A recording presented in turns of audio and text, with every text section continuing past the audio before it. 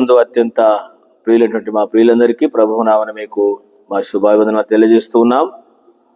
ఈ దినము కూడా మన యొక్క బైబిల్ పఠనము కార్యారంభం కంటే కార్యాంతము మేలని ఈ చివరి దినం మనము గత దినాల నుంచి దానియేలు గ్రంథాన్ని మనము ధ్యానిస్తూ ఉన్నాం.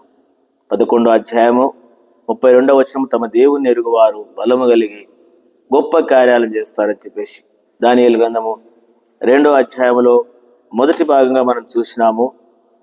రాజుగారు కలగన్నాడు, కల మర్చిపోయినాడు. దాన్ని ఎవరు కూడా తెలియజేయలేదు. వారందరికీ మరణకరమైన పరిస్థితి ఏర్పడింది. ఈ విషయంలో దానియేలు ఆర్యోకుతో మాట్లాడి రాజుగారి దగ్గర మనవి చేసినాడు, మాకు సమయం ఇవ్వమని. ఆ సమయాన్ని తీసుకొని వెళ్ళి వారు దానియేలు షడ్రక్ మేషక్ అబేద్నెగోలకు తెలియజేసినాడు.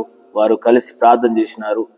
దేవుడు వారి ప్రార్థనను ఆలకించి వాళ్ళందరిలో కూడా, అంటే ఆ బబులోనిక దేశంలో జ్ఞానులతో కూడా వీళ్ళు నశించిపోకుండా, చావకుండా బ్రతకడానికి దేవుడు వారికి ఆ జ్ఞానాన్ని ఇచ్చినాడు. అంతేకాదు ఆ కళ యొక్క భావమును దానియేలు తెలియజేసినాడు. దాన్ని బట్టి వారు ప్రభుని స్తుతిస్తూ వచ్చినారు. ఎట్లంటే తక్కిన జ్ఞానులతో నశించిపోకుండా నీవు నేను కూడా ఈ లోకములో ఉంటున్నాము. ఈ లోక సంబంధమైన ఈ మూఢనమ్మకాలను, ఈ లోక జ్ఞానాన్ని పట్టుకొని గాడిగాల వాళ్ళు శకునగాళ్ళలాగా, మాంత్రికుల్లాగా, ఏదో మ్యాజిక్ చేసేటువంటి వాళ్ళలాగా క్రైస్తవులారా మనం జీవించకూడదు. దేవుని దాసులారా మనం కూడా ఏదో పొట్టపోసిన కొరకు బతుకుతున్నామని రావద్దు. ఒకరోజు బయటకు వస్తుంది. ఇప్పుడు వచ్చేసింది వాళ్ళందరికీ. కానీ వాళ్ళతో కూడా నశించిపోకుండా వీళ్ళు ప్రత్యేక జ్ఞానులు ఉన్నారు కాబట్టి నీ ద్వారా నా ద్వారా కూడా ఈ లోకములో నశించిపోయేటువంటి వారికి మనం మాదిరికరమైన వారంగా, నిజమైనటువంటి దేవుడిని చూపించేటువంటి వారంగా మనం ఉందాం. దేవుడు ఆ విధంగా ఈ లోకములో మనల్ని ఉంచినాడు. దానియేలు షడ్రక్ మేషక్ అబేద్నెగో వలె మనము ఈ విధానం కలిగి ఉన్నప్పుడు ఆ తక్కిన జ్ఞానులు ఏ విధంగా బ్రతికినారో, వీళ్ళెట్లా బ్రతికినారో, దేవుడు ఏ విధంగా వాళ్ళని బ్రతికిస్తూ వీరి దేవుడే గొప్ప దేవుడు అనే గొప్ప కార్యాలు జరిగిస్తున్నాడో అట్లా సాక్ష్యంగా మనం ఉందాం. ఈరోజు ఇంకొక ఆ భాగంలో నుంచే ఒక భాగం చదువుతున్నాం, గమనించండి. దానియేలు గ్రంథము 2వ అధ్యాయములో ఈ విషయాన్ని నేను మీకు తెలియజేస్తున్నటువంటి సందర్భం గమనించండి. ఇప్పుడు ఏం చేసినాడంటే దేవుడు కలభావాన్ని తెలియజేసినాడు. 25వ వచనంలో, కావున ఆర్యోకు రాజునకు భావం తెలియజెప్పగల ఒక మనుషుని చెరపట్టబడిన యూదులు నేను కనుగొంటిని. రాజు సముఖమున మనవి చేయ దానియేలును త్వరగా రాజసన్నికి తోడుకొని పోయాను. గమనించండి, ఇప్పుడు ఆర్యోకు పోయి చెప్పినాడు రాజుగారికి, కాబట్టి మేము కనుగొన్నామండి మీ యొక్క కలభావాన్ని చెప్పేటువంటి వ్యక్తిని అని చెప్పినప్పుడు, సరే తీసుకుని రండి అని చెప్పేసి దానియేలు నెబుకద్నెజర్ రాజు గారు ఆర్యోకు సెలవిచ్చినాడు.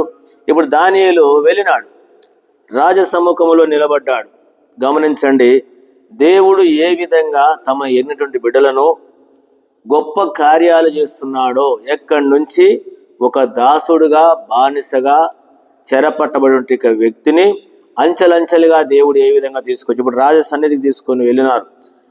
26వ వచనం, రాజు నేను చూసిన కలయు దాని భావను చెలజెప్పుట నీకు శక్యమా అని బెల్తెషాజరును అను దానియేలును అడగగా, దానియేలు రాజసముఖములో ఇలాగ ప్రత్యుత్తరం ఇచ్చెను. రాజు అడిగిన ఈ మర్మము జ్ఞానులైనను, గాడి విద్య గలవారైనను, శకునగాండ్లైనను, జ్యోతిషకులైనను చెప్పజాలరు. ఈ రోజుల్లో కూడా జ్యోతిష్కులను నమ్మేటువంటి వాళ్ళు ఉన్నారు. జ్యోతిష్కాలు చెప్తా ఉన్నటువంటి ఓ క్రైస్తవులారా, మీకు కూడా ఈ మూఢనమ్మకం పోలే. జ్యోతిష్కాలు నమ్ముతోళ్ళు ఉన్నారు, గాడి విద్య వల్ల నమ్ముతోళ్ళు ఉన్నారు. ఇప్పుడు వీళ్ళు ఎవరు పని చేయలే. బబులోనీయులు ఇట్లాంటి వాటి మీద ఆధారపడి ఉంటారు. వాళ్ళకి నిజమైన దేవుడు తెలియదు. ఈ రోజుల్లో కూడా ఈ లోకముల వానికి నిజమైనటువంటి దేవుడు తెలియక ఇట్లాంటి వాటిని నమ్మే వాళ్ళే ఉంటారు. అట్లాంటి వారి మధ్యలో మనం ఉంటున్నాం కాబట్టి దానియేలు షడ్రక్ మేషక్ అబేద్నెగో లాగా మనం ఉండాలని ఇది మనము గుర్తించండి. 28వ వచనంలో చక్కని మాట చెప్తా ఉంటాడు, అయితే మర్మములను బయలుపరచగల దేవుడు ఒకడు పరలోకం అందున్నాడు. చూసినారా, తమ దేవుణ్ణి ఎరుగువారు బలము కలిగి గొప్ప కార్యాలు. ఎవరి గురించి చెప్తున్నాడు? ఏదో నేను పెద్ద జ్ఞానవంతుణ్ణి వాళ్ళందరికంటే నాకని చెప్పట్లే. ఎందుకంటే ఈ లోకములో ఉన్నటువంటి వాళ్ళందరికంటే ఎవరు చెప్పజాలరంట. ఎవరు చెప్పజాలరు. ఎందుకంటే మర్మము జ్ఞానులైనా, గాడి విద్యగలవారైనా, శకునం వాళ్ళైనా జ్యోతి చెప్పజాలరు. అయితే మర్మములను బయలుపరచగల దేవుడు పరలోకమందున్నాడు. ఏ దేవుని గురించి చెప్తున్నారు? కాబట్టి నా జీవితంలో దేవునికి మహిమ తీసుకొచ్చే వాళ్ళంగా ఉందాం. నీకు మహిమ కాదు, నీకు మహిమ కాదు. ఈ విషయాలు చెప్పాలంటే చాలా సందర్భాలు ఉంటాయి. పేతురు, యోహానులు ఆ కుంటి వాడిని బాగు చేస్తే అందరూ వచ్చి అతన్ని పట్టుకుంటే మా ముఖాలు ఎందుకు చూస్తారయ్యా, మీరు సిలువ వేసిన యేసును ఆయన చేసిన కార్యమని దేవుని చూపించినారు. ఈ దినాల్లో చాలా మంది ఎక్కడ చూసినా వాళ్ళకు వాళ్ళు చూపించుకోవడానికి, చూసుకో మాకెంత తెలివి ఉంది చూడు, మేము చేయబట్టే ఈ కార్యాలు జరుగుతున్నాయి, లేక ఈ అద్భుతాలు జరుగుతున్నాయి, ఈ దయ్యాలు పోతున్నాయి, ఈ భూతాలు పోతున్నాయి, ఈ రోగాలు పోతున్నాయి, ఇవన్నీ దొరుకుతున్నాయని చెప్పేసి మిమ్మలను పొగుడుకునేటువంటి వారుగా ఉన్నావా? దానియేలు గారు చూడండి ఏమంటాడో, పరలోకమందున్నాడు ఆ దేవుడు, పరలోకమైనటువంటి దేవుణ్ణి, వారు నమ్మినటువంటి దేవుణ్ణి, వారు ఎరినటువంటి దేవుణ్ణి నెబుకద్నెజరు గారికి పరిచయం చేస్తున్నారు. నీవు నేను కూడా ఆ విధంగా ఉండవలసిన వారంగా ఉంటున్నాం. అందుకని ఏమంటాడు, గమనించండి, అయితే మర్మములు బయలుపరచగల దేవుడు పరలోకమందున్నాడు. అంత్య దినముల యందు కలగబోవు దానిని ఆయన రాజగు నెబుకద్నెజరుకు తెలియజేసెను. తాము పడక మీద పరుండగా తమరి మనసులో కలిగిన దర్శనం ఏదనగా, గమనించండి, అంత్య దినములలో జరగబోయేటువంటి దర్శనాన్ని. 29, రాజా ప్రస్తుత కాలం గడిచిన పిమ్మట ఏమి జరుగును అనుకుని తాము పడక మీద పరుండి మనోచింత గలవారై ఉండగా మర్మములను బయలుపరచువాడు కలగబోదాన్ని తమ చేసినాడు. గమనించండి, ఒక రాజుకు ఉన్నటువంటి చింత, ఏమి చింత ఉందంటే, ప్రస్తుత కాలము గడిచిన పిమ్మట ఏమి జరుగును అనుకుని, ప్రస్తుత కాలం గడిచిన పిమ్మట ఏం జరుగుద్దో ఇది మనకున్నదా? ఈరోజు క్రైస్తవునికి ఉన్నదా ఈ ఆలోచన? ఈ లోకం ఇడిస్తే ఏం జరుగుతుందో, నా తర్వాత ఏం జరుగుతుంది, నా పరిస్థితి ఏందనేటువంటి ఆలోచన లేకుండా జీవించే వారులారా, నెబుకద్నెజరు యొక్క ఆలోచన గమనించండి. ప్రస్తుత కాలం గడిచిన పిమ్మట ఏం జరుగుతుందో ఏ చింత కలిగి ఉన్నాడో. ఈరోజు చింత లేకుండా మోసంలో ఉన్నాం, దౌర్భాగ్య జీవితంలో ఉన్నాం, పాపములో ఉన్నాం, అబద్ధాల్లో ఉన్నాం, మోసంలో ఉన్నాం, అట్లాంటి వారితో సావాసం చేస్తున్నాం. ఏమవుతుంది ఇది విడిచిపెడితే? కార్యారంభం కంటే కార్యాంతం, చివరిలో ఏం జరుగుతున్నటువంటి చింత లేదు. ఒక అన్యరాజుకున్నది చింత, ఒక అన్యరాజుకున్నది దిగులు, ఆ మనోచింత కలిగినట్ట ఏం జరుగుతుందో అని చెప్పేసి దీన్ని ఆలోచించే దేవుడు తనకు అంత్య దినముల్లో జరగబోయేటువంటి సంగతిని తనకు కలగా చెప్పినాడు. అందుకనే ఆ కళ యొక్క విషయాన్ని దానియేలు గారు చెప్తున్నటువంటి సందర్భం. నీవు నేను కూడా ఏ ఆలోచన కలిగి ఉన్నాం, ఏమవుతుంది, మన యొక్క పరిస్థితి ఏమవుతుంది, ఈ లోకము ఏ విధంగా విడిచిపెడితే ఏంటి, మన యొక్క అంతమేంటి, మన పరిస్థితిని ఎరుగుదురా? అందుకనే గమనించండి, ఆ కళ భావాన్ని మేము ముందు కళను చూద్దాం. కళ చెప్తా ఉన్నాడు ఏమని? 30వ వచనం, ఇతర మనుషులందరికంటే నాకు విశేష జ్ఞానం ఉండటం వలన ఈ మర్మము నాకు బయలుపరచబడలేదు. రాజునకు దాని భావమును తెలియజేయ నిమిత్తము తమరి మనసు యొక్క ఆలోచన తాము తెలుసుకునే నిమిత్తము అది బయలుపరచబడి. రాజా, నేను అందరికంటే ఏదో జ్ఞానవంతునని నాకు ఇది బయలుపరచబడలేదు, కానీ నీకు ఆ భావాన్ని చెప్పడానికి కొరకు దేవుడు నాకు బయలుపరిచినాడు. చూసారా ఎట్లాంటి దానియేలు గారండి. నేనేదో పెద్ద జ్ఞానవంతుని కాదు. మనమే చాలాసార్లు నేను జ్ఞానవంతుని, నేను తెలియకల్లా అంటాము, మనల్ని మనం డబ్బా కొట్టుకుంటా ఉంటాం. కానీ దానియేలు ఏమంటాడు? అది నేను జ్ఞానవంతునని కాదండి, దేవుడు నీకు బయలుపరచడానికి కొరకు దేవుడు నాకు బయలుపరిచినాడని చెప్పినాడు. అది ఏంటి విషయం అనే సంగతిని మేము తెలియజేస్తున్నామని చెప్తున్నటువంటి విషయం. 31, రాజా తాము చూస్తుండగా బ్రహ్మాండమగు ఒక ప్రతిమ కనబడెను. ఈ గొప్ప ప్రతిమ మహాప్రకాశమును భయంకరమైన రూపం గలదై తమరి ఎదుట నిలిచెను. ఆ ప్రతిమ యొక్క శిరస్సు మేలిమి బంగారమయమైనది, దాని రొమ్ములు భుజములు వెండియు, దాని ఉదరములు తొడలను ఇత్తడివియు, దాని మోకాళ్ళు ఇనుపయు, దాని పాదముల్లో ఒక భాగము ఇనుపదియు, ఒక భాగం మట్టిదై ఉండెను.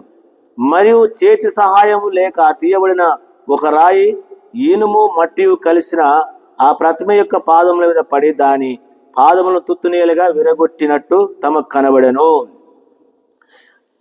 అంతటా ఇనుము మట్టియు ఇత్తడియు వెండియు బంగారమును ఏకముగా దంచబడి కళ్ళములోని చెత్త వలెగాక వాటికి స్థలము ఎచ్చటను దొరకకుండా గాలి వాటిని కొట్టుకొని పోయెను. ప్రతిమ విరగొట్టిన ఆ రాయి సర్వభూతలమంత మహాపర్వతమాయను.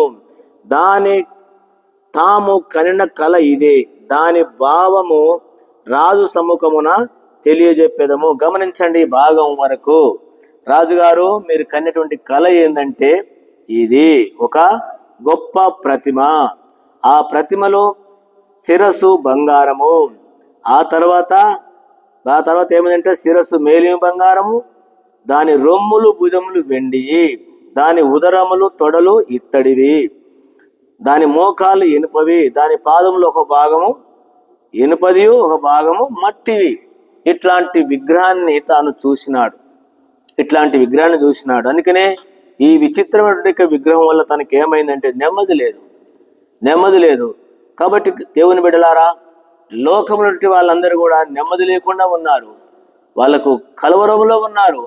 వాళ్ళ యొక్క అంతం ఏమైందో తెలియదు, వారికి ఏం జరగబోతుంది. అందుకనే దానియేలు వలె, షడ్రక్ మెషక్ అబేద్నెగో వలె ఈ భయంకర దేశంలోను నామకాద క్రైస్తవులలోను, ఎట్లాంటి క్రైస్తవులు, జ్యోతిష్కాలను నమ్మేటువంటి వారు, మంత్రాలను నమ్మేటువంటి వాళ్ళు, గాడి విద్య గల వారిని నమ్మేటువంటి వాళ్ళు, ఈ లోక జ్ఞానాన్ని తెలివి కల వాళ్ళు చెప్పే వాటలు నమ్మేటువంటి వాళ్ళ మధ్యలో మనం ఉన్నాం.